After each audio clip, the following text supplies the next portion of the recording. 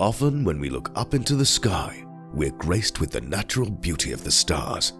However, if you were in Southern California, December 22nd, you might have seen a more man-made spectacle.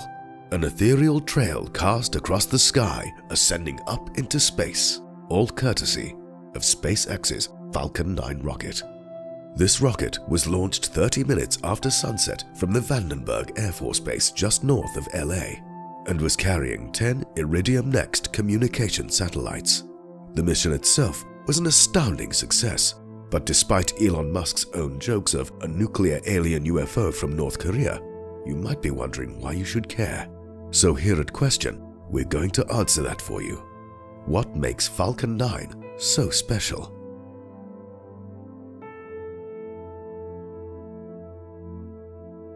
To answer this question broadly, before we go into specifics, the Falcon 9 is a startling piece of numerous engineering innovations, so much so that each piece alone makes this a wonderfully unique creation.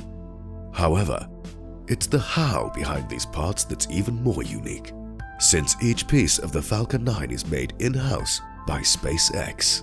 Through in-house design, fabrication, and testing, the rocket was able to be made incredibly cheaply as well as quickly due to any issue happening within the parts being fixed in fractions of the time that it might take from some other intermediary party, as well as costing fractions less for much the same reasons. It could be argued then that these startling innovations couldn't have happened without such vertical integration, letting SpaceX push their budgets as far as possible to design these parts. So, speaking of parts, let's look under the hood of the Falcon 9 and see what makes it soar. To start, we have the Merlin engine. It's the most efficient booster engine ever built, with its thrust-to-weight ratio exceeding 150. A single engine alone is incredibly powerful, with its starting thrust being 190,000 pounds before rising to a total of 205,500 when it climbs out of the atmosphere.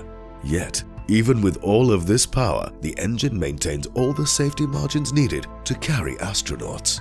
It's with 9 of these engines that the Falcon 9 is able to take off.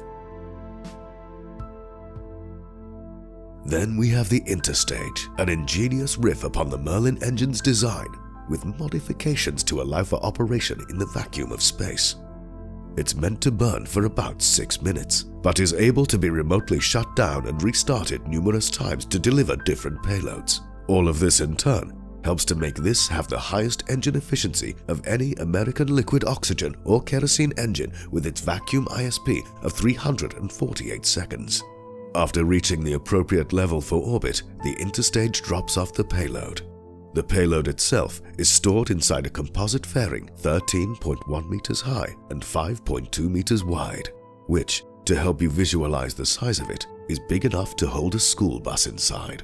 And, as Elon Musk has shown, big enough to hold a Tesla Roadster as well. Upon the release of the payload, an interesting thing happens with the first stage. Special cold gas thrusters are activated and flip the rocket around these. The engines on the first stage are fired up once more and guided back to Earth, which is in itself a never-before-seen possibility with space technology. To aid with its re-entry, the first stage deploys special hypersonic grid fins which manipulate the direction of the stage's lift. It's through the combination of the engines and these fins that help guide the rocket back home. Home in this case being the drone ship barge, a special landing barge for the ship to return to separate from its original launch site, thus allowing for a more natural and cost-effective landing. In this, we go back to the point I made prior.